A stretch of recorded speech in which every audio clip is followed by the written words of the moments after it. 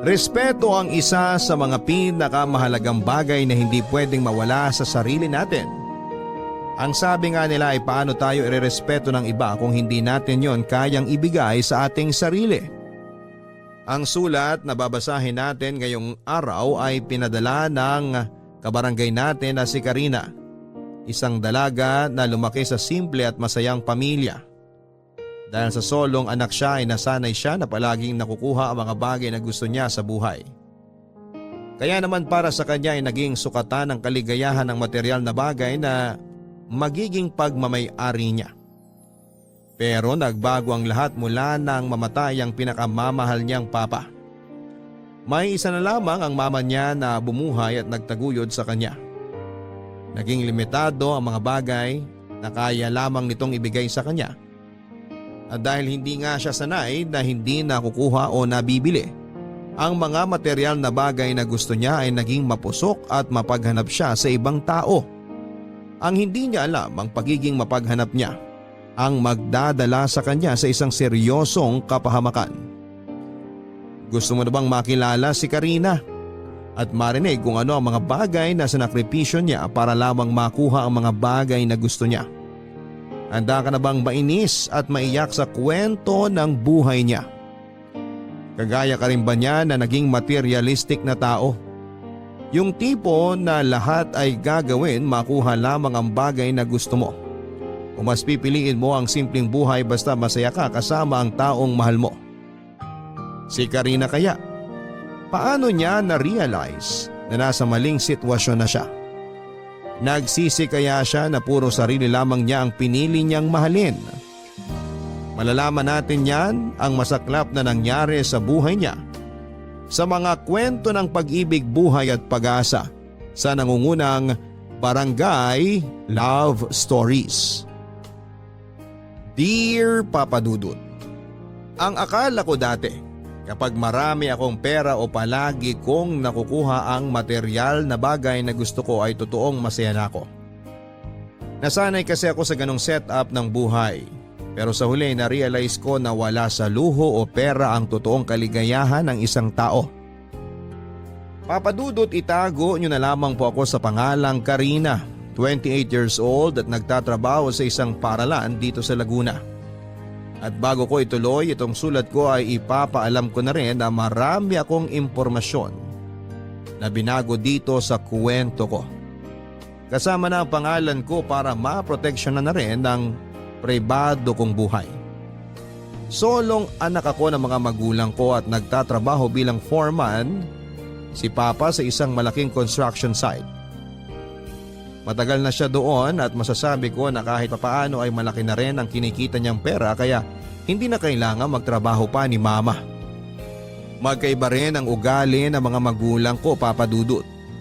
Kuripot kasi talaga si Mama at hindi siya mahilig bumili ng mga toys para sa akin. Kahit tong bata pa lamang ako. Pero si Papa naman ang tipo ng tatay na ibinibigay ang lahat ng gusto ko, lalo na pagdating sa material na mga bagay. Laruan, notebook, magandang pencil case at kung ano-ano pa. Solong anak kasi ako kaya naman masasabi ko na naging spoiled talaga ako nang dahil sa kanya hanggang sa magkolehiyo na ako. Minsan kinokontra ni Mama ang ginagawa na yon ni Papa. Ang sabi ni Mama ay hindi dapat ako sinasanay ni Papa na nakukuha ang mga bagay na gusto ko. Dapat daw ay tinuturuan nila ako na maging masinop at matipid sa pera.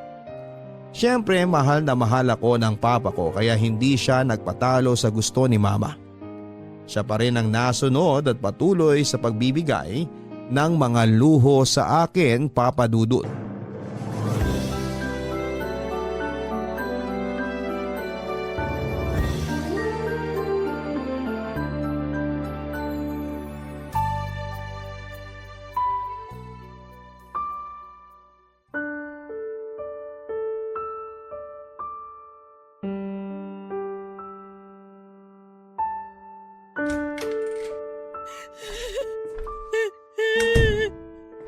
Mama? Ano pong nangyayari? Karina, anak! Bakit po kayo umiiyak, Mama? Nanakawan po ba tayo? Nandito pa naman po yung TV at saka yung malaking speaker sa sala natin. Hindi naman po basag ang mga bintana. Ano po bang nanakaw dito sa bahay natin? Hindi tayo nanakawan, anak. Bakit nga po kayo umiiyak? Ano po bang nangyari? Sabihin niyo na po sa akin. Karina, ang papa mo! Ang papa mo!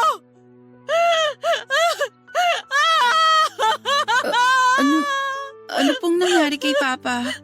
Tumawag dito yung isang katrabaho niya at sinabi na wala na ang papa mo. Wala na siya, Karina. Ano po? Paano po nangyari yun? Kasabay lang po natin siyang mag-almusal kaninang umaga. Masigla po siya at walang kahit na anong nirereklamong sakit ng katawan. Malakas po si Papa. Naaksidente daw siya sa trabaho nila kanina. Mama, baka po nagpa-prank lang yung tumawag sa inyo. Baka hindi naman po totoo yung sinabi niya. Gusto kong isipin na biro lang talaga yon. Pero si Obet ang tumawag.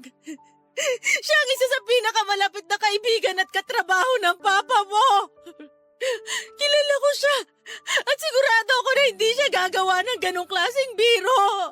Pero ano po bang nangyari? Paano po na-aksidente si Papa sa trabaho? Sinisilip daw ng papa mo yung loob ng mixer machine na para sa simento dahil ayaw daw gumana nung una.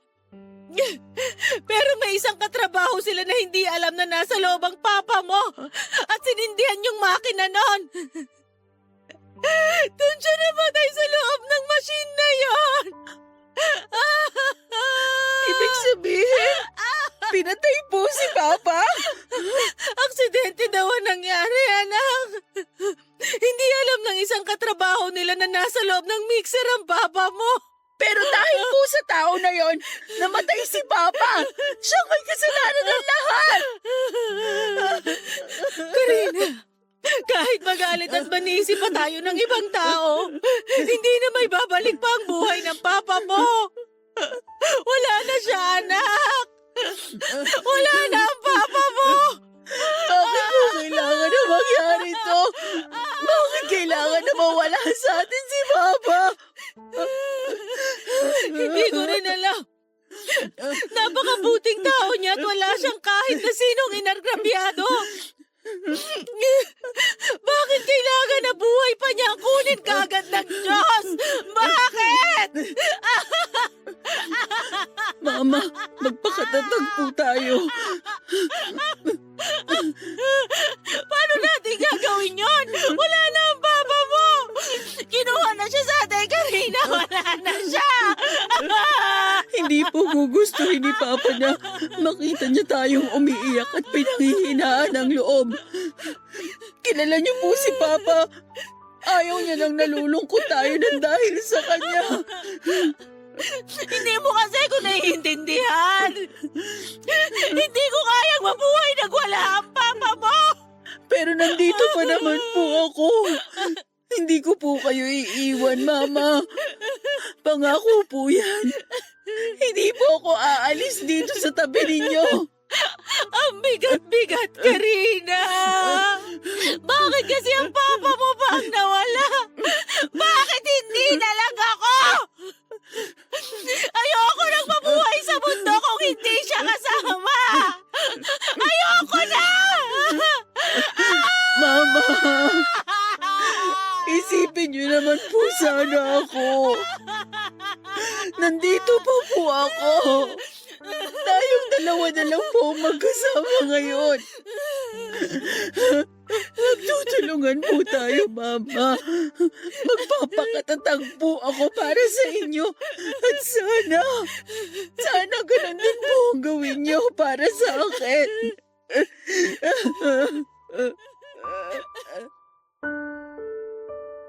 Yun na yata ang pinakamasakit na pangyayari noon sa buhay ko, Papa Dudut.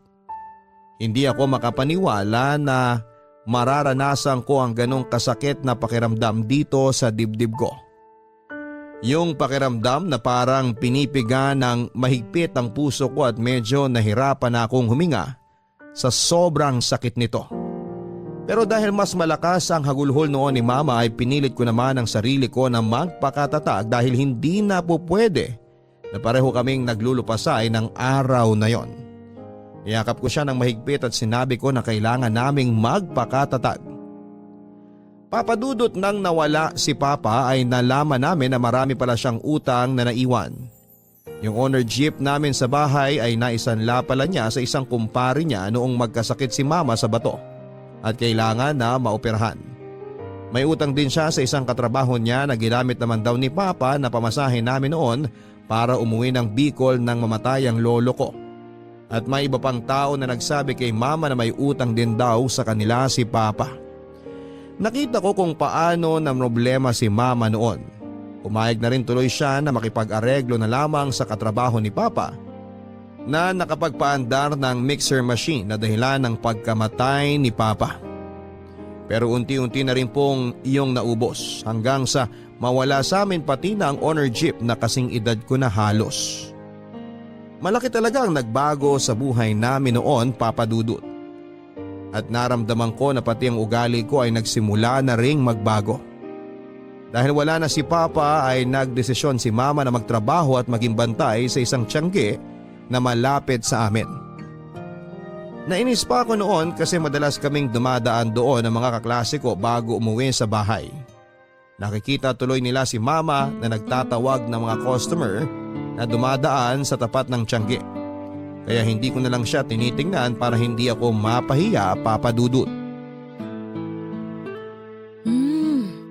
Okay na lasa nitong niluto ko na ginisang sardinas na may miswa. Maghahain na rin ako at makapauwi na si Karina. Mama, may luto na po bang ulam? Nagugutom na po kasi ako. Sakto lang ang uwi mo, anak. Eto, kakatapos ko lang magluto. Parang medyo ginabi ka yata ngayon. Nag-extend po kasi ng klase yung isang professor namin. Tapos nag-practice pa po kami ng aerobic dance para sa finals namin sa PE. Naku, kaya pala mukhang pagod na pagod ka. Opo, kasi nakakapagod talaga yung paulit-ulit na aerobic dance na ginawa namin kanina. Hindi na nga rin po ako nagmerienda kanina kasi pamasahe lang po ang pera ko. Kaya gutom na po talaga ako. Pasensya ka na kung medyo nagtitipid tayo ngayon, ha? Alam mo naman na marami pa tayong utang na dapat bayaran. Ano pa nga po ba? Wala naman po akong ibang choice kundi magtiis na lang sa kakarampot na allowance na binibigay niyo sa akin eh. Huwag kang mag-alala.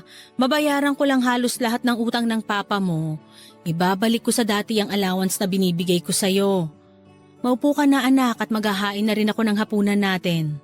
Sige po, Mama.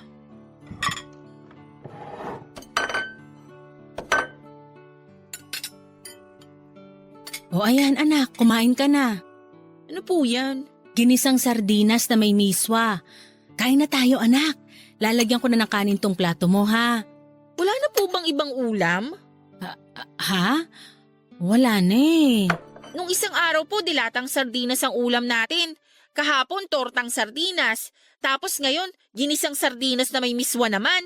Pagpasensyahan mo na lang muna to, anak. Isang linggo ko na pong pinagpapasensyahan yung sardinas na yan. Iba-ibang luto naman ang ginagawa ko sa sardinas. Pero sardinas pa rin po yan. Konti na nga lang po, malapit na maging amoy sardinas ang balat ko dahil dyan sa inihahain ninyo. Ay, sige, sandali lang at magpiprito ako ng tinapang galunggong. Meron pa namang natira dyan sa ref natin at mabilis lang yun maluto. Isa pa po yung tinapang galunggong na yan. Gusto niyo po ba talagang tubuhan ako ng mga kaliskis ng isda dahil sa mga ulam natin? Wala namang kaliskis ang sardinas sa tinapang galunggong. Huwag niyo nga po akong tawanan. Walang nakakatawa. Yan ang problema sa inyo eh. Dinadaan niyo lahat sa biro. Ano bang gusto mong gawin ko, Karina? Maglagay ng asin sa platito para yun na lang ang ulamin mo. Kagaya ng sinabi ko kanina, gipit pa rin tayo hanggang ngayon. Wala tayong ibang magagawa kung hindi tipirin ang perang kinikita ko sa pagbabantay sa tiyangge. Ay! Pwede po bang humanap na lang kayo ng ibang trabaho? Mahirap maghanap ng trabaho sa panahon ngayon, Karina. Lalo na't hindi naman ako nakatapos ng pag-aaral ko. Mabuti nga tinanggap ako dun kahit high school graduate lang ako. Kaya ikaw, pagbutihan mo ang pag-aaral mo. Dahil yan lang ang pangarap namin ng papa mo, ang mapagtapos ka ng kolehiyo. Kaya gagawin ko ang lahat para maigapang ang pag-aaral mo, Karina. Papa Dudut, sobrang laki ng adjustment na ginawa ko mula nang mawala si Papa. Mula sa maliit na allowance na ibinibigay sa akin ni Mama, sa paulit-ulit namin na ulam sa lamesa at yung mga hindi niya pagbili ng mga bagay na gusto ko kagaya ng bagong bag, makeup at sapatos. Nahirapan talaga ako noon kasi hindi ako sanay na naghihirap kami. At naiinis din ako kasi pakiramdam ko ay hindi ako naiintindihan ni Mama. Ni hindi man lang ako makahingi sa kanya ng extra allowance o kahit man lang sana paggala namin ng mga kaibigan ko kapag wala kaming pasok sa school. Ang palaging sinasabi ni Mama ay hindi pa bayad ang mga utang ni Papa kaya kailangan pa rin naming magtipid. Ang sa akin lang naman ay hindi ko naman kasalanan kung magkaroon kami ng maraming utang ng dahil kay Papa. Si Mama na lang ang magulang ko kaya responsibilidad niya na ibigay sa akin ang mga pangangailangan ko, Papa Dudut.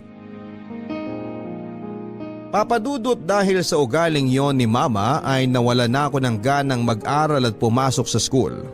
Sino ba naman ang gaganahang mag-aral kung halos pamasahe na lang ang ibinibigay niya sa akin? Gusto niya pa na magbaon na lamang ako ng kanin at ulam para sa pananghalian ko sa school na mas lalo kong kinainis. Kasi ano ba naman ang babaunin ko? Tuyo at tinapa na palagi naming ulam sa bahay. Nakakahiya kapag maaamoy yon sa loob ng classroom namin. Kaya may mga oras na kapag nagtatalo kami ni Mama bago ako pumasok sa school ay bigla na lamang akong magkukulong sa kwarto at sasabihin ko sa kanya na hindi na lamang ako papasok. Sa ganong paraan ay paminsan-minsan ay nakukuha ko ang loob ni Mama na bigyan ako ng extra allowance. Pero minsan talaga, dahil madalas nagiging matigas siya pagdating sa akin ay pakiramdam ko tuloy ay wala na siyang pagmamahal sa akin bilang anak niya. Kaya naman may mga oras na kahit umaalis ako ng bahay para pumasok sa school, sa mall na lang ako dumidiretso at nagpapalipas ng oras at sama ng loob, Papa Dudut. Karina?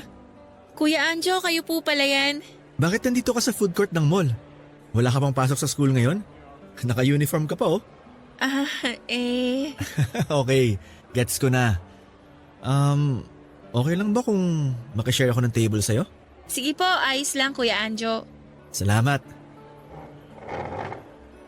Ay, alam mo, nakakatampo ka na talaga. Ha? Bakit naman po? Kasi ang sabi ko sa'yo nung huling beses na nakita tayo sa plaza, Anjo na lang itawag mo sa akin, di ba? Para naman hindi masyadong nakakatanda. Oo nga po pala. Pasensya na po. Isa pa yan, Karina. Huwag ka na ring mag-po sa akin para mag-feeling bagets sa manaw kapag kausap kita. Sige. Hindi na ako magpupo at Anjo na lang din ang itatawag ko sa'yo. Ayun oh. Mabuti naman para matuloy ko na rin ang pagporma ko sa'yo. Palabiro ka talaga, Anjo. Hindi biro yun oh. Ang sabi ko naman sa'yo dati, hihintayin lang kita na magdalaga para maligawan na kita. 18 ka naman na ngayon, di ba? Oo, malapit na nga ako mag-19 eh. 3 buwan na lang. Sakto pala. Pwede ko nang simulan ng panliligaw ko sa'yo. Sira! Seryoso ako, Karina. Liligawan talaga kita. Wala namang magagalit, di ba? Wala. Kasi wala naman akong boyfriend. Ayun naman pala. Single ka tapos single din ako. Kaya tama lang yung timing ngayon. Teka, matanong ko lang. Bakit pala hindi ka pumasok sa klase mo ngayon? Ay, nabadtrip kasi ako sa bahay namin kanina eh. Bakit naman? Nagtalo na naman kasi kami ni Mama. Paano ba naman? Sakto lang sa pamasahe yung binigay niyang allowance sa akin. Sino ba namang gaganahan na pumasok nun para mag-aral? Baka naman kasi gipit lang ang mama mo ngayon. Palagi naman yung sinasabi na gipit siya sa pera, pero ang totoo tinitipid niya lang talaga ako. May pabitaw-bitaw pa siya ng pangako na igagapang niya yung pag-aaral ko pero pinapahirapan niya lang naman talaga ako. Tingnan mo nga itong bag ko. 1 taon na sa akin to, pero hindi pa napapalitan ng bago. Ito rin suot kong sapatos ngayon. Malapit na namang magutom. Nakailang pakain na nga ako ng pandikit dito pero malapit na rin talagang bumigay. Tapos hindi man lang ako mabila ni Mama ng mga bagong gamit. Kita naman yung kailangan ko na. Bakit mo ako tinatawanan, Anjo? Kasi ang cute mo kapag nagrereklamo ka ng ganyan. Lalong sumisingkit yung mga mata mo at lumalabas pa yung dimples mo sa magkabilang pisngi. Ewan ko sa'yo. Oh, baka isipin mo na binobola lang kita ha. Totoo yun. Nagiging cute ka talaga lalo sa paningin ko. Pero alam mo, para mawala yung pagka-bad trip mo, kumain na lang tayo. Di pwede. Ha? Bakit naman hindi pwede? Nagda-diet ka ba? Hindi, pero wala kasi akong pera eh. Sakto lang na pamasahe itong nasa wallet ko ngayon. Yun lang bang problema mo? Sino bang may sabi na KKB tayo? Siyempre, ito ng first date natin kaya libre kang pagkain natin ngayon. Kahit ano pang gusto mo, sabihin mo lang Karina at bibilhin ko para sa'yo. Papadudot may 10 taon din yata halos ang tanda sa akin ni Anjo. Nasa kabilang barangay siya nakatira kaya hindi rin kami madalas na nagkikita. Nakilala ko lang siya nang manood ako ng liga ng basketball sa plaza. At isa siya sa mga naglalaro. Nang unang beses nga kaming nagkausap noong 15 years old pa lamang ako ay biniro-biro niya pa ako. At sinabi niya na hihintayin daw niya na maging dalaga na ako at liligawan niya ako. Kaya naman sa tuwing magkikita kami sa plaza ay palagi niyang pinapasaring ang nararamdaman niya na pagkagusto sa akin. Sa isang networking company nagtatrabaho si Anjo, Papadudot. Ang kwento niya ay mag-isa na lamang daw siya halos sa buhay niya. Dahil wala na siyang nanay at ang tatay naman niya ay nakakulong. Kaya naman sarili na lamang niya ang halos iniintindi at pinagkakagastusan niya. Mula nga nang magkita kami sa mall ay naging madalas na ang pagtatawagan at pagte-text namin sa isa't isa. Hanggang sa sinabi niya na gusto niya akong ligawan at dahil wala naman akong boyfriend, hayaan ko na siya na manligaw sa akin, Papadudot. Anjo, thank you sa paghatid mo sa akin dito sa bahay ah. Wala yun. Medyo malalim na ang gabi kaya hindi talaga kita pauuwiin na mag-isa. Sa bagay, pero thank you rin sa panlilibre mo ng dinner kanina. Nabusog ka ba? Oo, ang dami ko ngang fried chicken na nakain. Mabuti naman. Kasi gusto ko na sa bawat date natin, nabubusog ka talaga. Balak mo yata talaga akong patabain ano? Wala namang kaso sa akin kahit tumaba o pumayat ka, Karina. Kasi ikaw pa rin ang cute na babaeng espesyal dito sa puso ko. Ang corny mo. Di naman masyado. O sige na, papasok na ako sa loob ng bahay namin. Ay, saglit lang ah. May kukunin lang ako sa top box ng motor ko.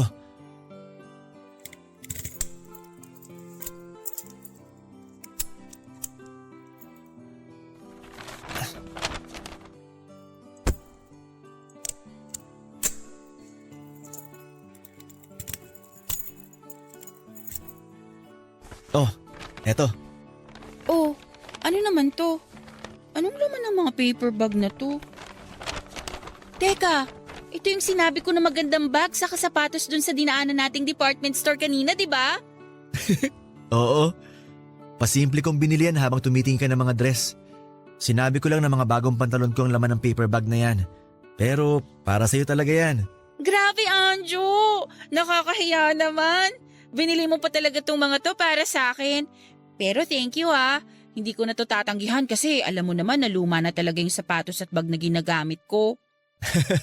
You're welcome. Sabi ko naman dati na basta para sa'yo, ibibigay ko hanggat kaya ko. O sige, aalis na rin ako. Okay, thank you ulit dito. Ingat! Bye!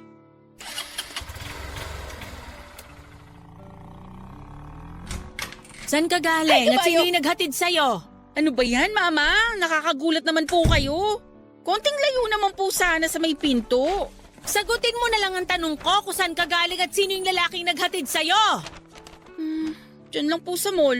Tsaka si Anjo po yung naghatid sa akin. Taga-kabilang barangay lang po siya. Anjo! Yung anak ng drug addict na nakakulong ngayon? Ha? Saan nyo naman po napulot yung chismis na yan?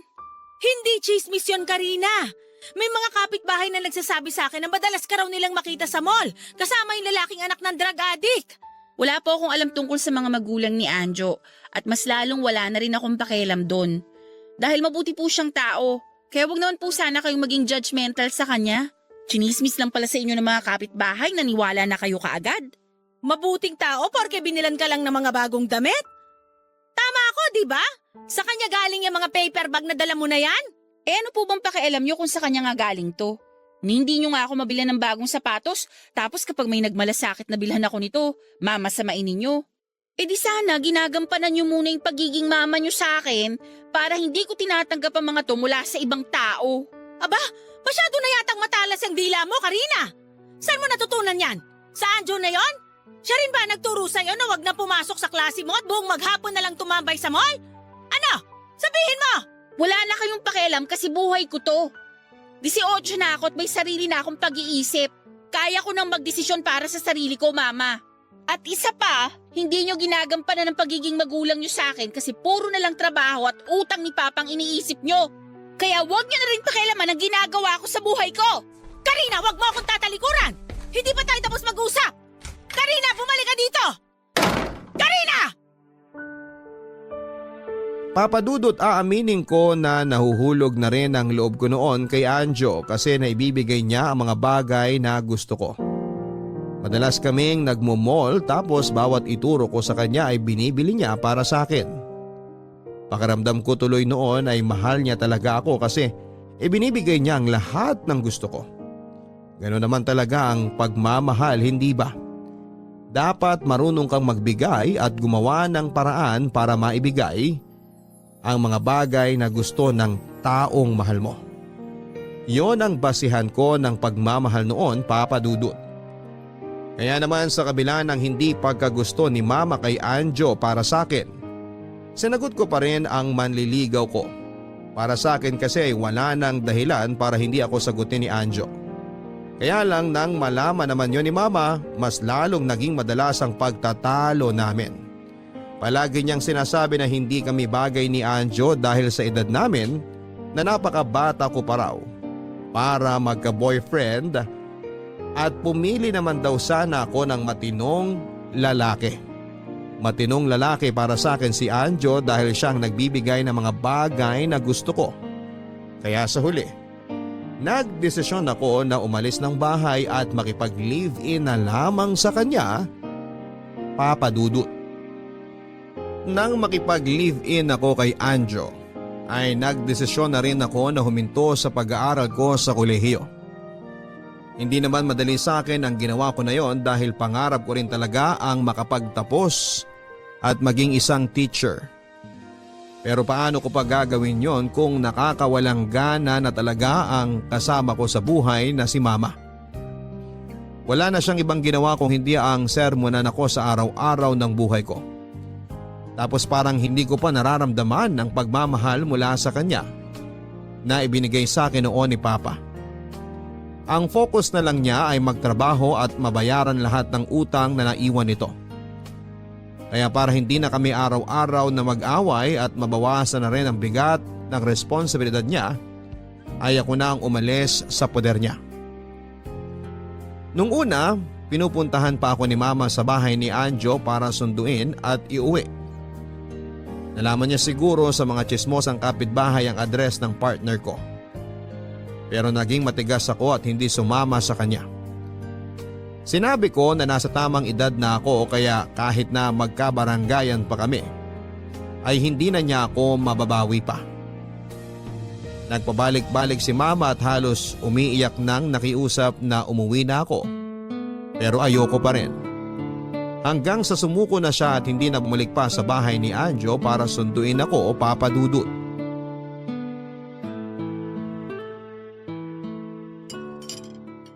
Grabe, Karina.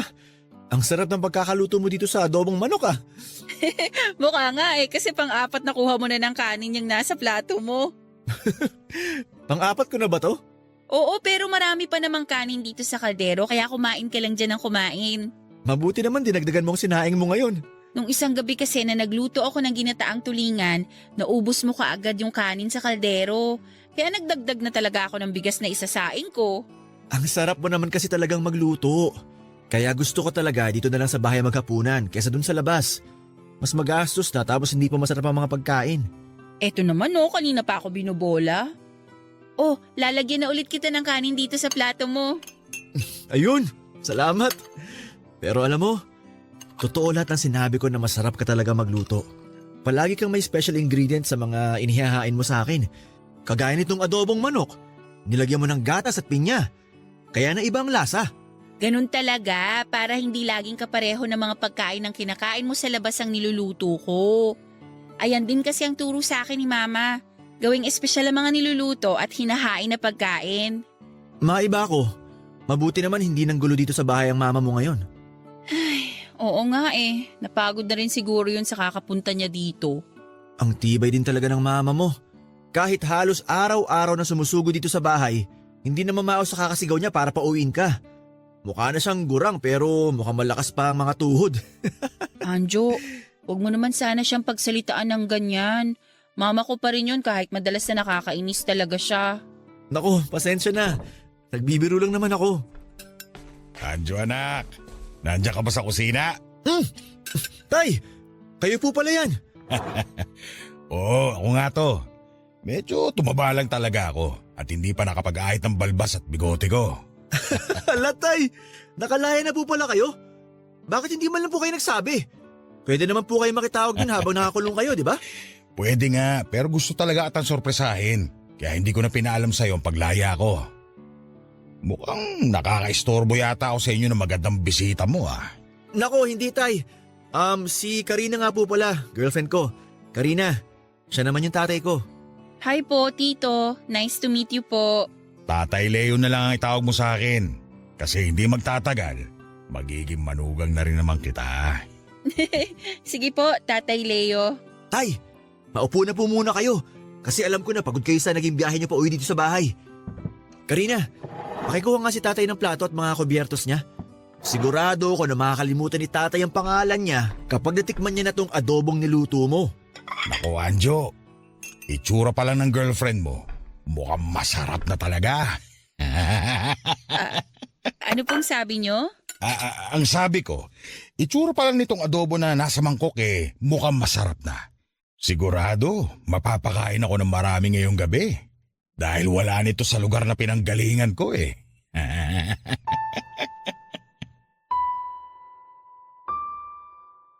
Maayos naman ang umpisa ng pagsasama namin ni Anjo.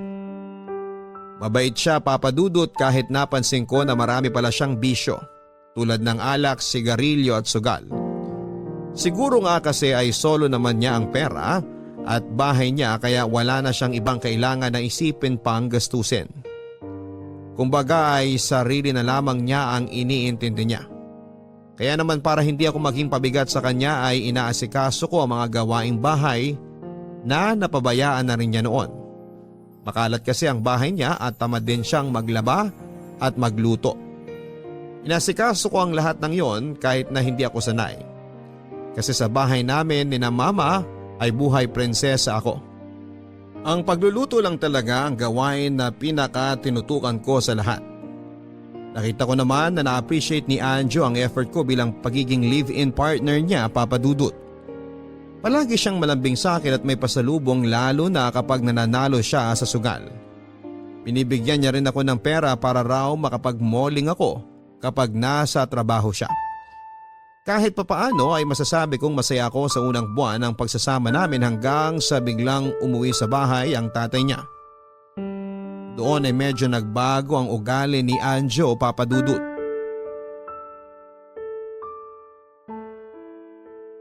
Anjo, ito na yung kape mo. Babalikan ko lang yung niluluto ko para sa baon mo sa pananghalian.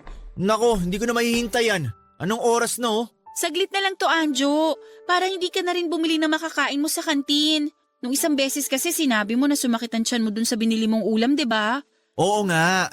Pero hindi ako pwedeng malate dun sa meeting ko para sa isang client. Ilang linggo na rin mababa ang benta ko at kailangan ko na talaga makabawi. Bibilisan ko na lang tong ginagawa kong pagluluto sa ginisang munggo. Bakit pa kasi tanghali ka na nagising? Pati tuloy ako muntik nang tanghaliin. Paano? Hindi mo kasi ako ginising. Medyo masama kasi ang pakiramdam ko kagabi. Pero mas maayos na ako ngayon. Nawala na yung ubo at sipon ko. Sabi ko naman kasi sa'yo eh. Iwas-iwasan mo na magpuyat. Kakanood mo kasi ng mga K-drama na dinownload mo sa internet. Naulanan din kasi ako nung isang araw. Kaya siguro muntik na akong trangkasuhin. Kasama na rin yung pagpupuyat doon. Ilang beses na kitang sinabihan na huwag magpuyat. Pero tuloy-tuloy ka pa rin sa ginagawa mo na yan. Yun na lang din kasi ang libangan ko dito bukod sa paglalaba at paglilinis ng bahay. Oh, eto na nga pala yung baon mo. Sige, salamat. Aalis na rin ako kasi malapit na ako malit sa meeting namin. Anjo, sandali. Ano? Hihingi sana ako ng pera pang grocery natin dito sa bahay. Akala ko ba masama ang pakiramdam mo? Ba't aalis ka pa ng bahay? Oo, masama ang pakiramdam ko kagabi. Pero okay na ako ngayon. Kanina ang bagal mong kumilos. Tapos biglang okay ka na ngayon? Iba ka rin Karina no? Gusto mo lang yata mamasyal Ano, gusto mong gumastos para sa mga luho mo? Hindi sa ganun, Anjo. Wala na rin kasi tayong stock na mga ulam at kape dito sa bahay. Di ako na lang ang bibili para mas makatipid tayo. Kapag kasi binibigyan kita ng pera na pang grocery, kahit sobra ako yung bigay sa'yo, wala pa rin natitira kahit magkano. Sinasabi mo ba na ginagastos ko ang mga pera mo sa mga walang kwentang bagay? Hindi. Sinasabi ko lang kung ano yung napapansin ko. Tsaka sinabi ko naman kanina na mahinang benta ko ngayon sa mga product namin, di ba? Kaya kailangan ko muna magtipid. Sige na, aalis na ako. At baka tuluyan pang magkanda leche-leche ang araw ko kapag na-late pa ako. Okay, ingat ka.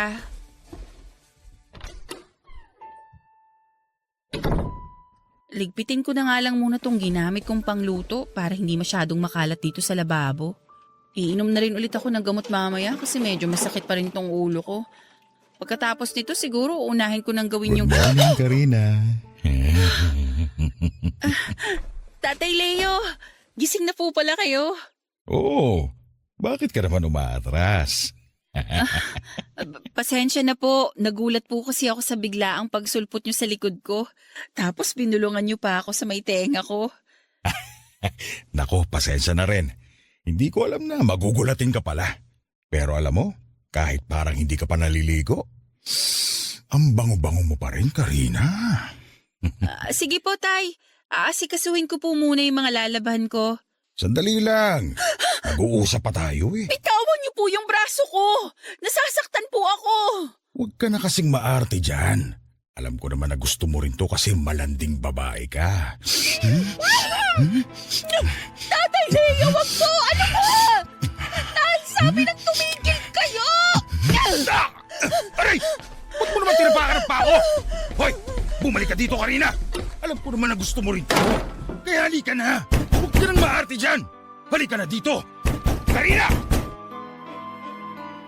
Papadudot yun ang unang pagkakataon na pinagtangkaan ako ng masama ni Tatay Leo. Grabe ang takot na naramdaman ko noon kaya naman buong araw na akong hindi lumabas ng kwarto. Buong araw din akong umiyak ng umiyak at gusto ko na nga sanang tawagan si Anjo at pauwiin pero pinigilan ko ang sarili ko dahil alam ko na stress siya sa trabaho niya. Malalim na ang gabi nang makauwi siya na kaagad kong sinalubong. Amoy alak siya noon at doon nga ay naiyak akong sinumbong ang kahayupan na muntik nang gawin sa akin ng tatay niya. Papadudot akala ko ay magugulat si Anjo nang marinig niya sa akin yon. Umaasa ko noon na paalisin niya ang tatay niya sa bahay pero kabaligtaran noon ang nangyari. Dahil sigaw lang at panlalait lang ang inabot ko mula sa kanya. Sinabi niya na imposible daw na gawin yon ni Tatay Leo sa akin dahil hindi naman daw ako ang tipo ng babae nito. Baka raw inakit ko pa ang tatay niya kaya yon natukso na halikan ako. Muntik ko na siyang masampal noon pero nagpigil lamang ako, Papadudot. Iniwan na lamang niya ako sa sala na nakatulala at umiiyak dahil hindi niya ako pinaniwalaan, Papadudot. Hindi ko alam kung nagkataon lang ba na pagkatapos kong isumbong kay Anjo ang ginawa sa akin ng tatay niya ay tuluyan nang nagiba ang pakikitungo niya sa akin. Naging madalas ang pag-uwi niya ng lasing sa bahay, ang pagiging mainitin ng ulo niya, pati na ang pagbitaw ng masasakit na salita sa akin.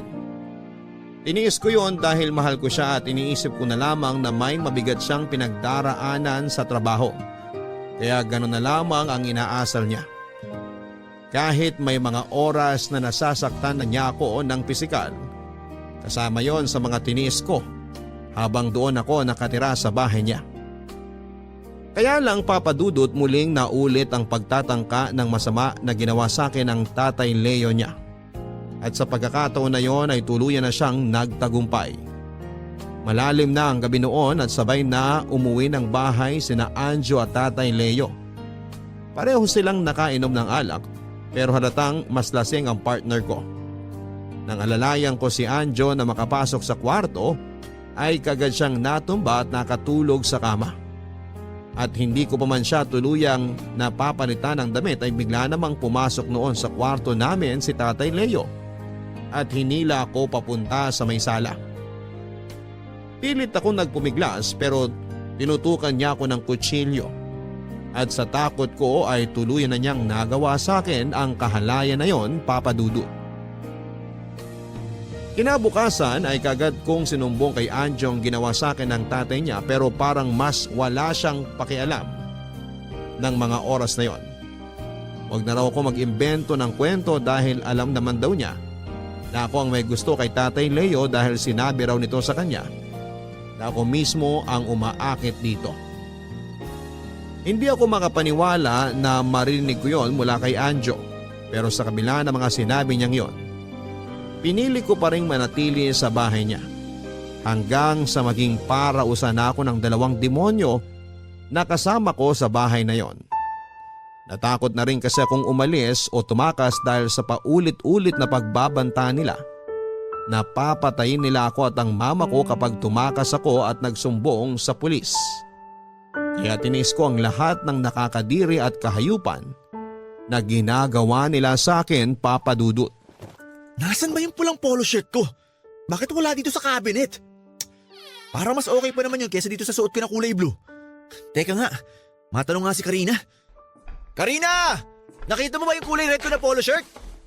Karina! Nasaan na ba yung babaeng yun? Hoy, Karina! Ano ba? Nasaan ka ba? Anjo! Nandito ako sa likod ng bahay, naglalaba ako.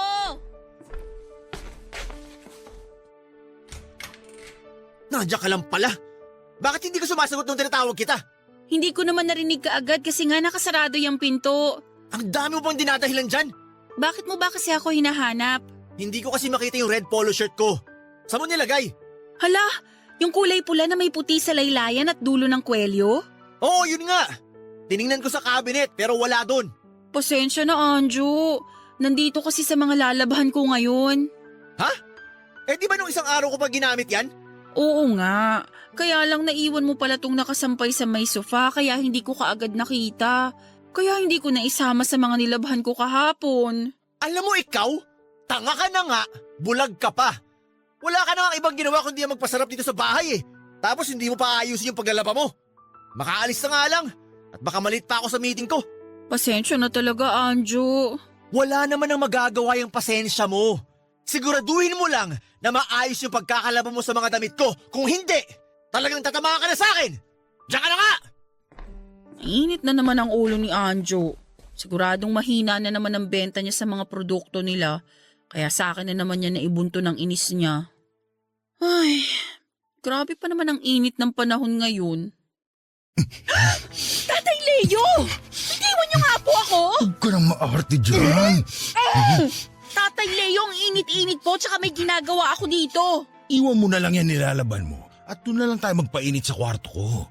Halika na.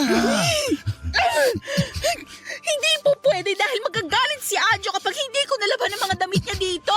Wala akong pakialam. Mas intindi mo ang galit ko kapag napikon ako dyan sa artehan mo. Halika na. Sumama ka na sa kwarto ko, Karina. Ayoko nga po! Bitawan niyo po yung braso ko! Gusto mo ba talaga dumubuhay ang bunganga mo? Ha? Halika na kasi, Karina. Bitawan niyo po ako! Nasasaktan na po ako! Mas masasaktan ka kapag nag-inerte ka pa dyan. Sumama ka na sa akin. Bilisan mo! Sabi ngang ayoko nga po! Ayoko na! Ayoko na! Aray! Karina! Itigil mo yung paggampas mo sa akin ng balde! Aray mo! Pagod na ako sa inyo, pagtatay! Ano ba? Pagod na ako sa mga kababuyan na ginagawa niyo sa akin! Kaya hindi na ako papayag na magalaw niyo pa ako ulit! Hindi na!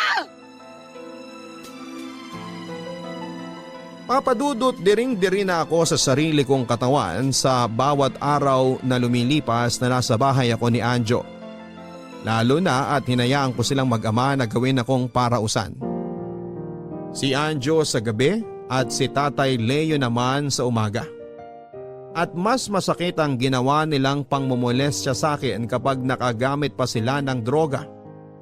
Kaya sa tuwing mag-isa ako sa kwarto at umiiyak ay naaalala ko na lamang si mama at kung paano siya nagsumikap para mapag-aral ako. Kasabay pa noon ang pagbabayad sa mga utang na naiwan ni tatay. Gusto ko na talagang umuwi sa kanya noon pero parang wala na akong mukha pang maihaharap sa kanya.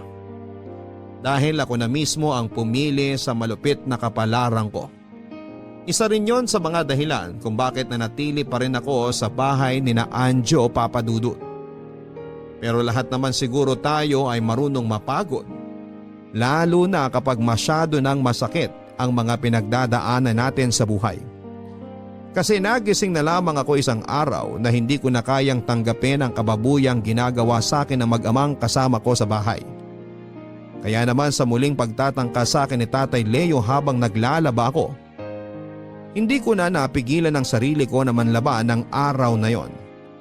At pagkatapos ko siyang paghahampasin ng balde hanggang sa matumba siya, kaagad akong kumaripas ng takbo palabas ng bahay. Lakad, takbo ang ginawa ko noon, makalayo lamang sa bahay na parang naging impyerno para sa akin. Huminto lang ako nang maramdaman ko na tuluyan na akong nakalayo, Papa Dudut. Sakto naman na may nakasalubong ako na naglalakad na isang masayang pamilya. May tatay, nanay, kasama ang 3 nilang mga anak. Habang lumalampas sila sa harapan ko ay narinig ko ang pagkwekwentuhan nila ng masasayang nangyari sa kanila ng araw na yon. Naluha ako habang pinagmamasdan sila hanggang sa makalayo na sila sa kinakatayuan ko. Sa sobrang bigat ng nararamdaman ko ay nakita ko na lamang ang sarili ko na nakatayo sa harap ng pinto ng bahay namin ni Mama, Papa Dudut. Oo, papunta na ako dyan. Darating ako kaya wag ka nang sumigaw kasi naririndi na ako sa boses mo. Malilate lang ako pero darating ako para palitan ka sa pagbabantay dyan sa Tiangge.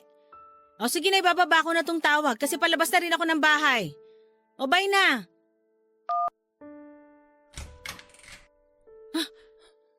Karina? Mama, Oh, anong ginagawa mo dito? pwede po ba akong pumasok muna sa loob? Bakit pa? Kusa kang umalis, di ba? Tapos ngayon bigla mo na lang gustong pumasok uli dito sa pamamahay ko? Mama, please. Papasukin niyo po muna ako. Gusto ko po kayong makausap. Ay. O sige, halika na. Pumasok ka na dito. Salamat po. Ano bang gusto mong sabihin? Bilisan mo at may trabaho pa ako na pupuntahan. Mama, sorry po. Para saan? Eh ginusto mo namang umalis dito sa bahay na to, di ba? Ginusto mong umalis sa poder ko. Nagkamali po ako. Sana po mapatawad niyo ako, Mama. Tama ka naman sa mga sinabi mo nun. Wala akong kwentang mama para sa'yo. Kaya mo nga ako iniwan, di ba? Kahit nangako ka na magtutulungan tayong dalawa dahil wala na ang papa mo. Pinagsisisihan ko na po yung mga sinabi ko sa inyo. Alam mo, Karina, hindi ko maintindihan kung saan ba ako nagkulang sa'yo. Ginawa ko naman ang lahat para maigapang ang pag-aaral mo at maibigay sa'yo ang pangangailangan mo. Pero bakit hindi mo yun makita? Bakit puro pagkukulang ko lang sa'yo bilang mama mo ang nakikita mo? Mama, nagkamali po ako. Naging makasarili po ako. Narealize ko na po lahat yon. Hindi ko dapat sinabi sa inyo ang mga bagay na yon. Dapat tinulungan ko po kayo kagaya ng mga pinangako ko sa inyo nang mawala si Papa. Dapat naging mabuting anak po ako sa inyo. Oh, Karina, bakit ka lumuluhod dyan? Mama, sorry po. Patawarin niyo po ako. Ngayon po na-realize ko na hindi ko po kayang mawala kayo sa buhay ko. Na dapat nakinig po ako sa inyo dahil mali po ang lahat ng bagay na naging desisyon ko sa buhay ko. Sorry po, Mama. Sorry po. Tahan na, Karina.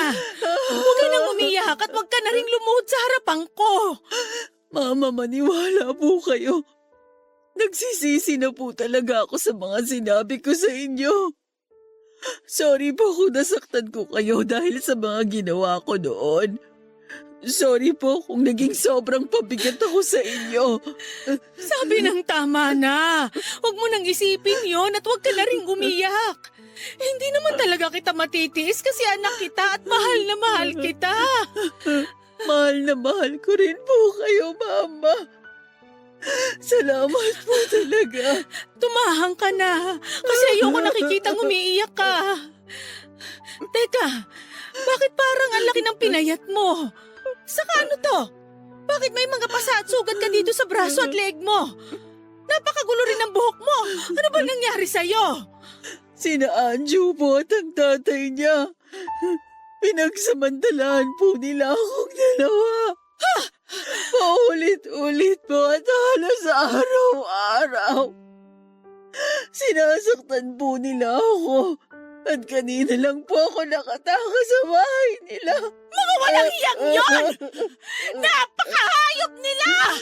Paano nila nagawa sa'yo yon? Mga demonyo sila! Mama, natatakot po ako. Baka puntahan nila ako dito sa bahay. Baka patayin po nila ako, Mama. Huwag ka matakot, anak! Hindi ka na masasaktan ng mga hayop na yon! Nandito si Mama at kahit anong mangyari, hindi ka na nila malalapitan! Pangako yan! Hindi ka na masasaktan ng mga demonyo na yon! Papadudot ang buong akala ko ay hindi na ako mapapatawad pa ni Mama. Handa akong tanggapin noon ang sampal, ang masasakit na salita mula sa kanya pero hindi niya yon ginawa sa akin. Siguro nga ay totoo ang palagi kong naririnig na walang magulang ang matitiis ang kanyang anak. Pero hindi lahat ng pagsusumikap at sakripisyo ng magulang ay nakikita at na-appreciate ng isang anak. Kagaya na lamang ng nangyari sa amin ni Mama. Wala naman talaga siyang ibang ginawa noon kung hindi ang magsumikap para sa akin. Hindi madali ang maging single parent pero ayun siya at pilit na kinakaya ang lahat. Samantalang ako ay walang ibang ginawa kung hindi ang baliwalain ang pagsasakripisyo na ginawa niya. Papadudot ng araw na yon ay tuluyan na kaming nag-aayos ni Mama.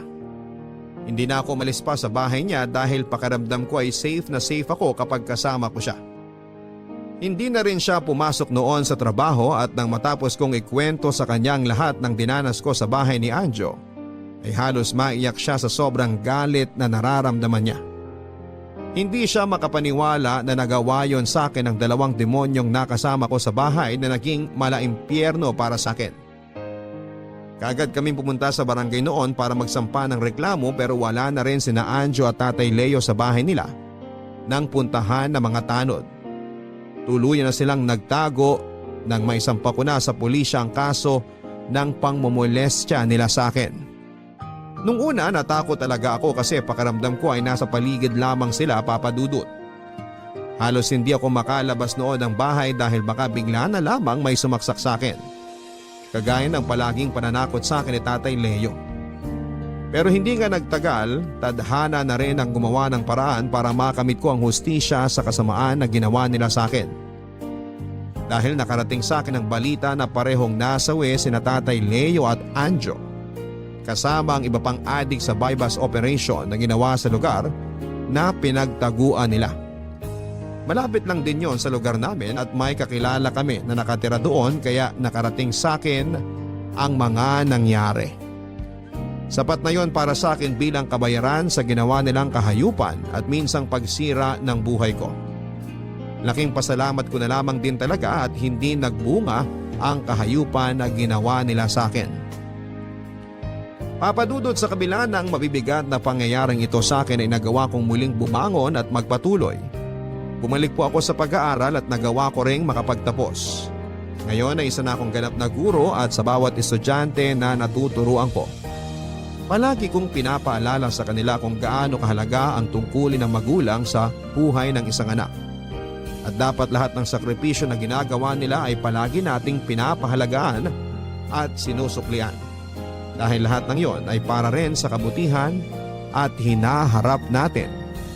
Salamat po Papa Dudut sa pagbasa ng sulat ko at sana'y nakapagbigay din po ng aral ito ang kwento ko sa ating mga kabarangay.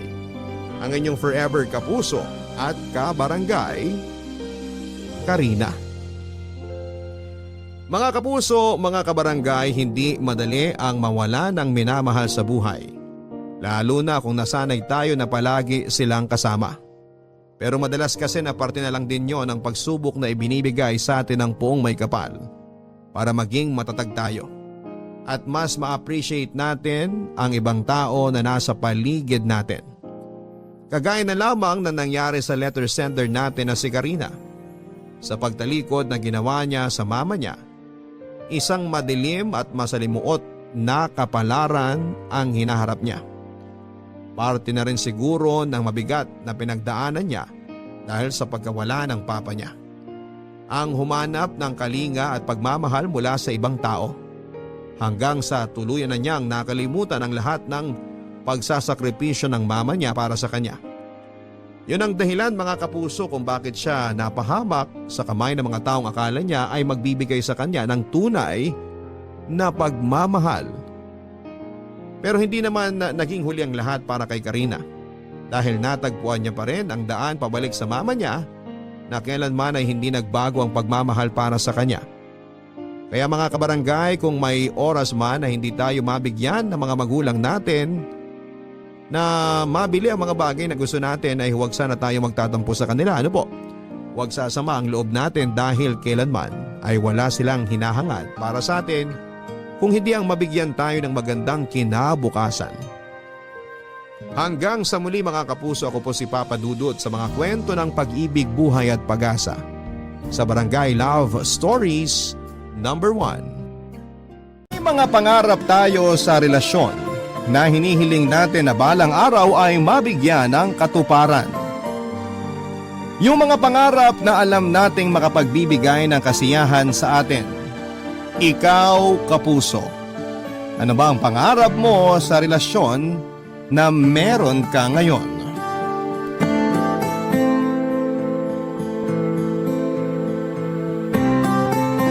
Dear Papa Dudut, ako nga pala si Rufa, 25 years old at isang kusinera. Hindi na po ako nagkaroon ng ibang trabaho kundi ang pagluluto lamang. Hindi naman kasi sa pagmamayabang pero magaling talaga akong magluto.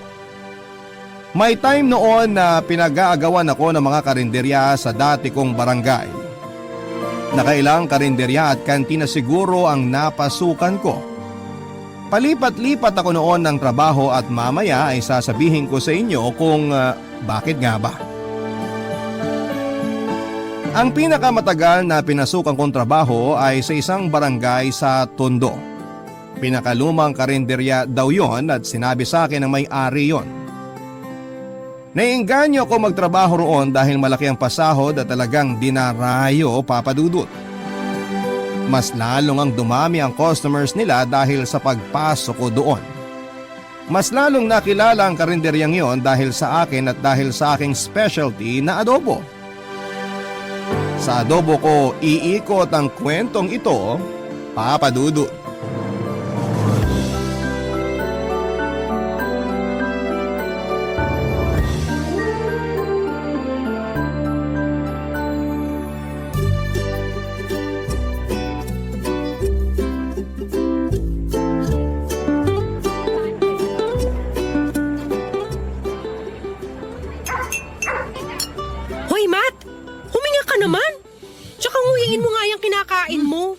Grabe, Rufa.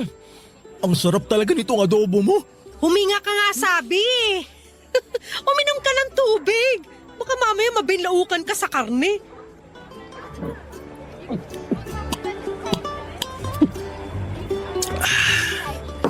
Ang sarap talaga nito. Ito talaga yung pinakamasarap na adobo na natikman ko eh. Promise. Basketbolero. Totoo nga. Di ka pa ba sanay? Lagi pinupuri yung adobo mo ng mga kumakain dito. Gutom lang mga yun. Pa-humble naman ito. Parang di mo alam na masarap adobo mo ah. Alam ko namang masarap. Sa lahat ng mga pinasukan kong karinderya, dito lang yung 3 beses magluto ng adobo kasi laging nauubos. Thank you, Matt. Ano ba sikreto ng adobo mo? Ayoko nang sabihin, baka gayahin mo. Anong gayahin?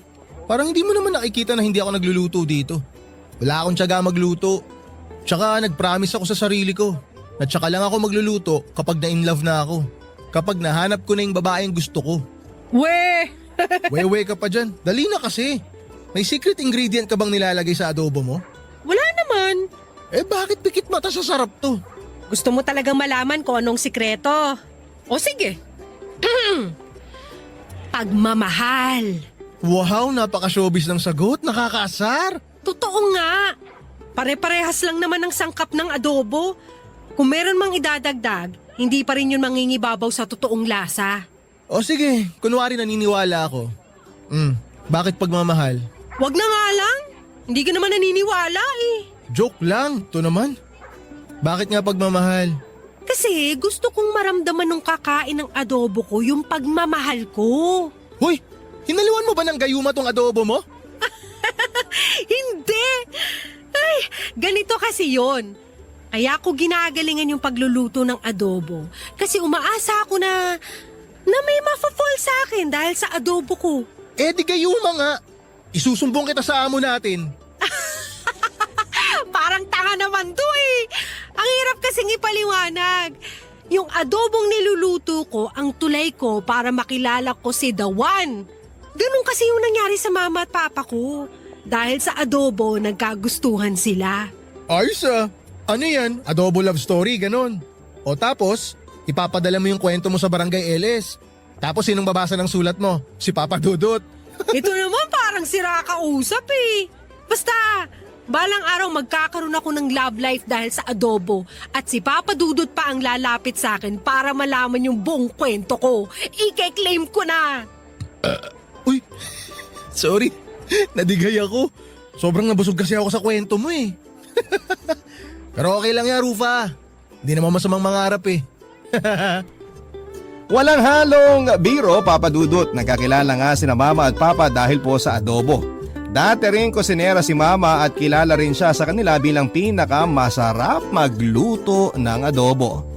Dinarayo nga daw noon ang adobo niya. Nagkataon na kumain noon si Papa sa karinderyang pinagtatrabahuhan niya. Nasarapan si Papa sa nilutong adobo ni Mama at halos naubos na raw niya yung isang kalderong kanin dahil sa sobrang sarap. Kinilig pa nga raw si Mama dahil panay daw ang puri ni Papa sa kanya habang sumusubo. Mula noon ay araw-araw nang bumabalik si Papa para matikman ang adobo ni Mama. Yon at yon lang daw ang kinakain ni Papa, hindi raw nagsawa si Papa. Naging silang dalawa hanggang sa pinagbuntis na ako ni Mama. Mula pagkabata, wala silang ibang kinuwento sa akin kundi ang love story nilang dalawa. Naniniwala sila noon na pinagbuklod sila ng tadhana dahil sa adobo ni Mama. Kaya hanggang sa kabilang buhay sila pa rin ang magkasama. Papa Dudut, ang love story ng magulang ko ang dahilan kung bakit naniniwala ko sa ideya na makikilala ko rin ang the one ko dahil sa adobo. Gusto ko noon na magkaroon ng sequel ang love story nila sa love story ko. Kaya naman nagsumikap akong aralin ang adobo ni Mama. Noong na-perfect ko na yon ay pumasok na ako bilang kusinera sa mga karinderya. Pag nabibigo akong hanapin ang the one ko sa isang karinderya, agad po akong aalis noon at lilipat sa iba. Kaya hindi rin talaga ako nagtatagal sa mga karinderya at ibang eatery dahil nga sa hindi ko natagpuan doon ang the one ko.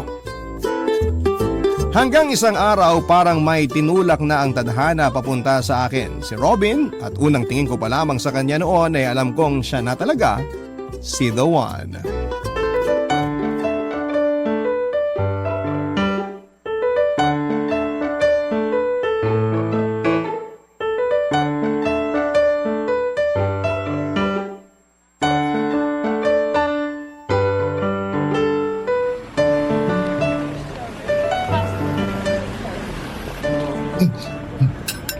Extra rice pa, sir? Paano mo nalaman?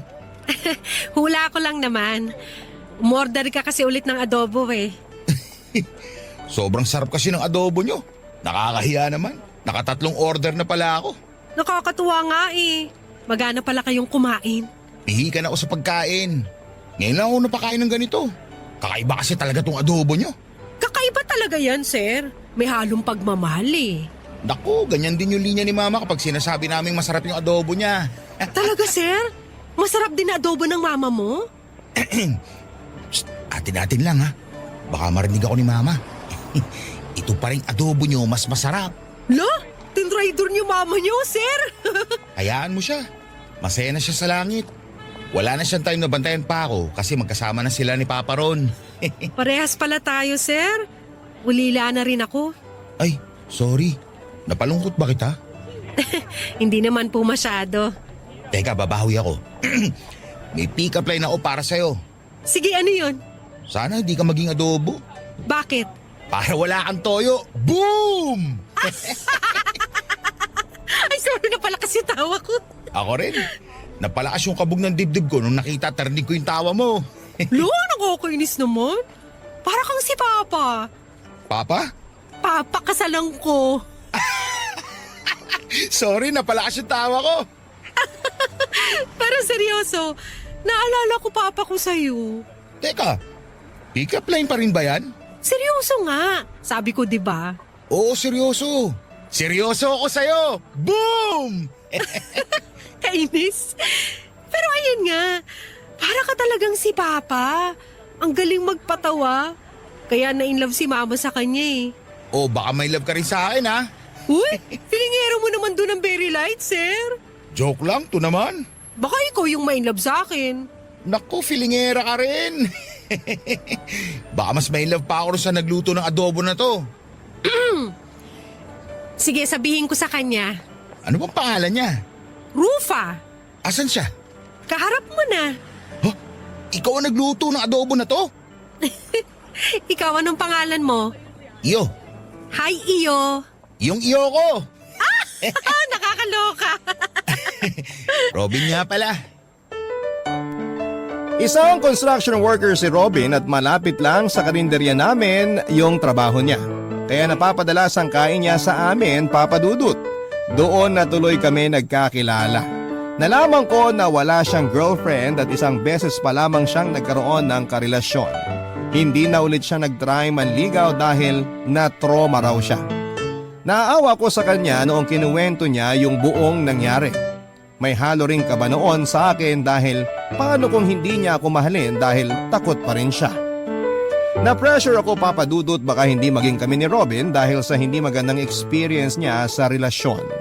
Wala pa naman akong kaalam-alam sa mga relasyon dahil never naman akong nagkaroon ng boyfriend. Gusto ko kasi noon kung sino ang unang boyfriend ko siya na rin ang last, parang sila Mama at Papa. Una at huli nila ang isa't isa. Kaya naman ginalingan ko ang pagluluto ng adobo at kumapit ako noon sa adobo para makuha ang puso ni Robin. Dinalasan ko pa nga ang pagluluto ng adobo para mas mapadaling ma-inlove sa akin si Robin. Barangay Love Stories. Barangay Love Stories. Nalaman ko na rin kung saan siya nakatira. Kaya sa mga araw na hindi siya nakakadaan sa karinderya, ako na mismo ang naghahatid ng kanin at adobo sa kanya. Ine-effortan ko talaga si Robin dahil gusto ko noon na siya na yung makasama ko forever. Na-feel ko naman na nagkakagusto na rin si Robin sa akin. Nagre-reply na nga siya sa mga text ko at nagsisend na rin siya ng mga selfie kapag nasa work siya noon. Kulang na lang talaga kami ng label noon. Hindi ko naman siya minamadali dahil ayoko siyang ma-pressure. Baka kasi layuan niya ako. In-enjoy ko na lamang yung panliligaw ko sa kanya, Papa Dudut, at marami akong naging effort sa kanya na minsan o madalas nakakasira na sa akin. Nahalata yon ng katrabaho kong si Matt.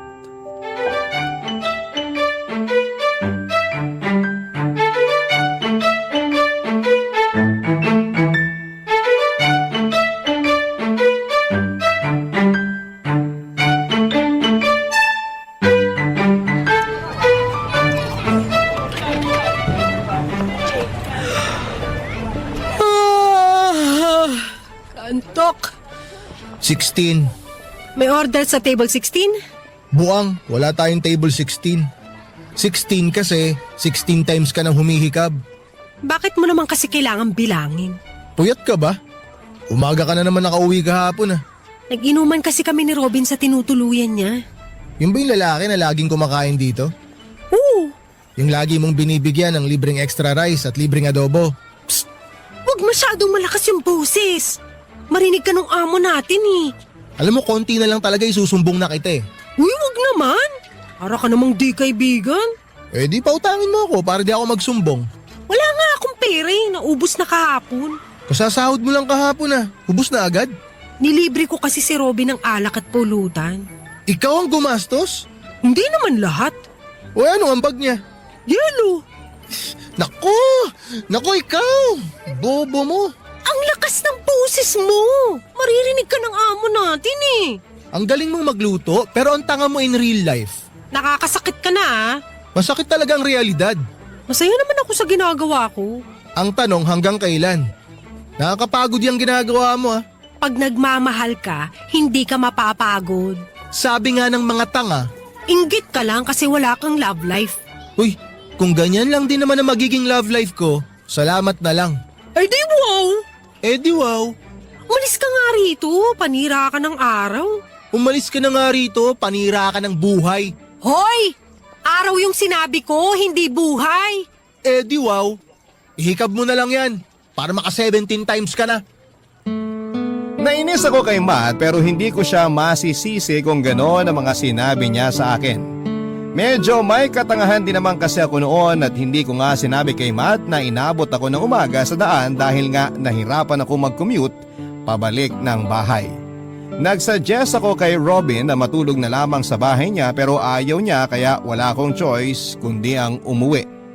Ang hirap pa naman ng sakayan pabalik sa amin noon. Tapos nalasing pa ako kaya doble hirap ang pag-uwi ko. Aminado naman ako na pansin ko na hindi ganon kainteresado sa akin si Robin. Iniisip ko nga na bored lang siya kaya ini-entertain niya ako. Na-feel ko na kaya lang niya ako pinapansin dahil ako yung lapit ng lapit. Kaya naman ni-level up ko na ang adobo ko, Papa Dudut. Naisip ko na masyado ng luma ang adobo love story ni na Mama at Papa. Kaya kailangan ko ng version 2.0. Yon ang maging next project ko. Nag-isip ako na ile-level up ko na ang adobo ko at gumawa ako ng adobo pizza. Napangiti ako noong matikman ko yon, Papa Dudut, at naisip ko na yun na nga ang paraan para makuha ko ang puso ni Robin ng buong buo.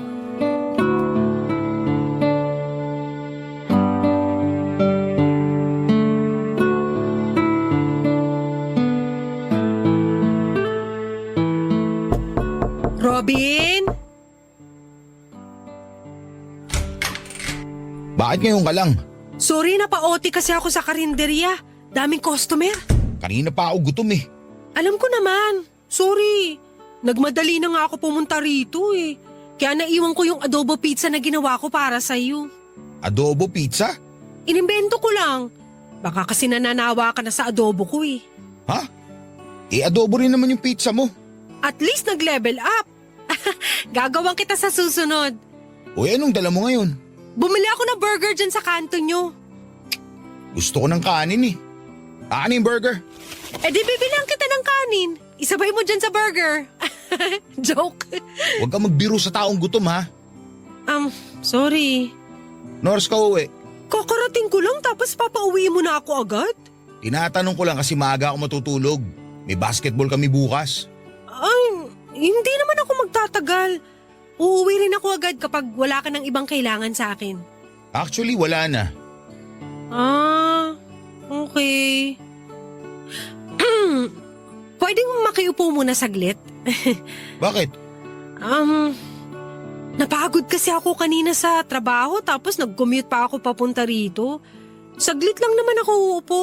Hindi ako magpapagabi rito. Okay, mabuti na yung malinaw.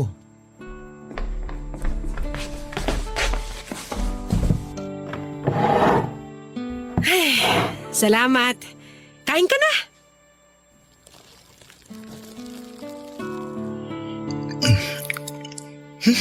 Ang pangit talaga ng lasa ng burger dyan sa kanto namin. Pweh! Lasang swelas sa sapatos. Sorry, hindi ko alam na hindi mo trip yung burger nila ron. Kung bakit naman kasi kinalimutan mo yung pinagyayabang mong adobo pizza eh. Babawi ako sa susunod. Pasensya na. Next time ayusin mo ha. Oo, promise. Robin, Ano yun? pwede ka sa Sunday? Death anniversary kasi ni na mama at papa eh. Baka pwede mo ko samahan sa puntod nila. Bakit ako? Para mapakilala na kita sa kanila. Bakit? Ano ba kita? Di naman tayo ah. Yun nga eh. Ano nga ba tayo, Robin? Ha? Ang tagal na nating nagkakamabutihan pero hindi pa rin klaro sa akin kung ano tayo. Masaya tayo. Masaya naman tayo sa ganito, di ba? Pero mas magiging masaya kapag klaro sa akin kung ano tayo. Kailan ba tayo magkakaroon ng label?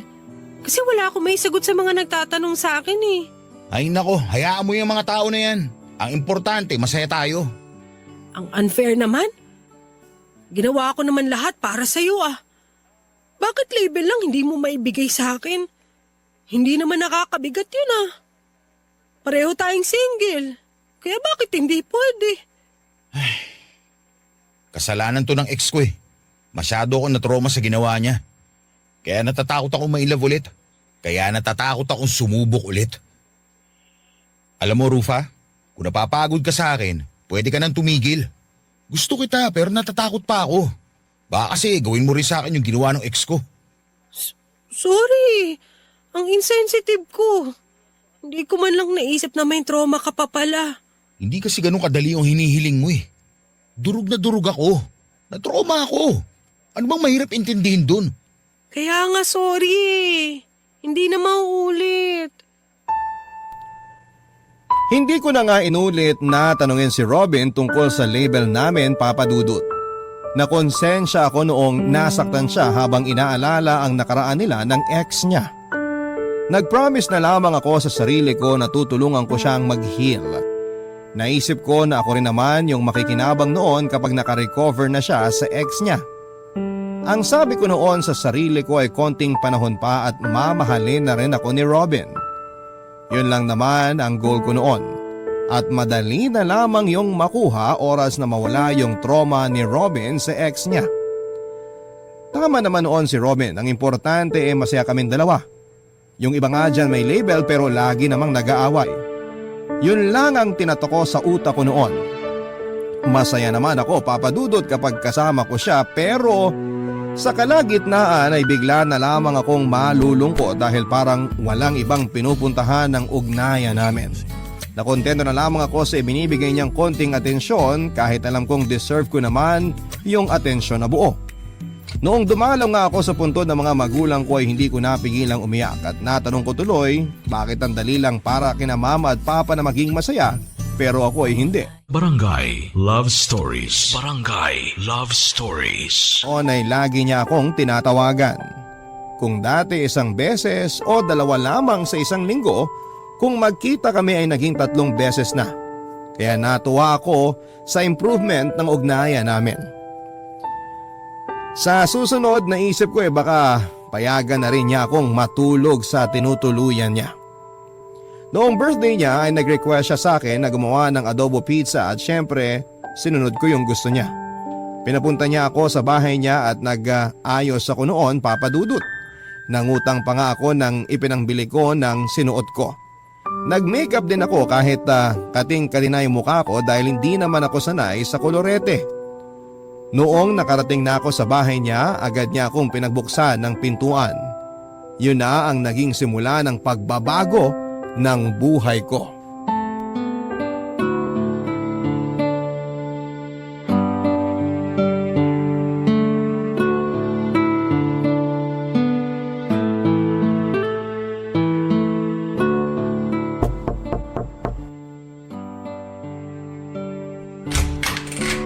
Happy birthday, Robin! Nakaayos ka ata. Birthday mo eh. Yun nga eh. Ako yung may birthday pero ikaw yung nakaayos. Naisip ko lang kasing paghandaan tong espesyal na araw mo. Yan na ba yung adobo pizza na ginawa mo? Oo, masarap to. Hawakan mo, mainit-init pa. Oh, Salamat. Kailangan pa ba ng hot sauce para rito? hindi na. Okay, good. Pasok ka. May papakilala ako sa'yo. Friends mo? Hindi. Kamag-anak? Hindi rin. Eh sino? Robin, saan pala isasabit yung... Uy, may bisita ka pala. LJ, may papakilala ako sa'yo. Sino siya? Hi. LJ, Rufa. Rufa, LJ. Hi. Hi. Si Rufa yung ino-orderan ko ng adobo. Oh, ikaw yun? Alam mo ba na yung adobo mo ang pinakamasarap na natikman ko? Dahil nga sa adobo mo na-inlove ako kay Robin. Araw-araw ba naman niya akong dinadala ng adobong galing sa'yo? Ayun, na-fall na ako. Ganun ba? Salamat ha. Nung first monthsary namin, yung adobo mo yung handa namin. Mabuti naman at nagustuhan mo. At adobo mo ang pinaglilihian ko ngayon. Buntis ka? Oo! Kahapon pa ako nagka-crave ng adobo. Binida ni Robin na kaya mo rin daw gumawa ng adobo pizza. Ayun, naglaway na ako. Baka paglabas ng baby namin, kulay adobo na. Rufa, magkano lahat? Wag na! Regalo ko na lang. Regalo ko na lang sa magiging baby nyo. Uy, babayaran ka namin. Gumastos ka dyan eh. Hindi na. Tsaka, birthday naman ni Robin. Nakarami na rin naman siya ng order sa akin dati. Libre ko na yan. Ganun ba? O sige, ganito na lang. Lagi na lang akong o-order ng adobo sa'yo. Ibibida ko rin sa mga katrabaho ko para dumami yung mga customer mo. Salamat. Kunin mo na lang kay Robin yung number ko. Salamat, Rufa ha. Salamat sa lahat.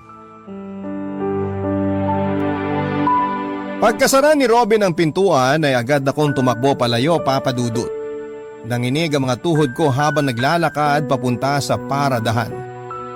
Iyak ako noon ng iyak sa loob ng jeep at hindi ko pinansin ang mga taong nakatingin sa akin. Nasaktan ako Nadurog ako sa mga nangyari, Papa Dudut. Ilang beses kong tinanong sa sarili ko kung bakit ako nagsettle kay Robin. Tinext ko siya, tumingi ako ng sagot sa ginawa niya sa akin at ang tanging sinabi lang niya, Papa Dudut, kay LJ daw siya tinamaan ng ganon.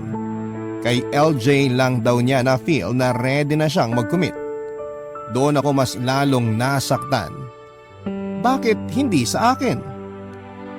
Nawalan ako ng gana sa buhay, naapektuhan ng trabaho ko noon at marami ang nakapansin na pumait na ang adobong luto ko. Sinabi ng boss ko na baka napapasobra daw sa toyo. Kung alam lang niya na dahil yon sa pagiging broken-hearted ko. Lagi na lang ako nakatulala sa trabaho at napansin yun ni Ma at Papa Dudut. Nilapitan niya ako para kumustahin at alam kong mapang-asar si Ma at alam ko noon na gigisahin at sisisihin niya lamang ako sa mga nangyari pero hindi yon ang ginawa niya, Papa Dudut.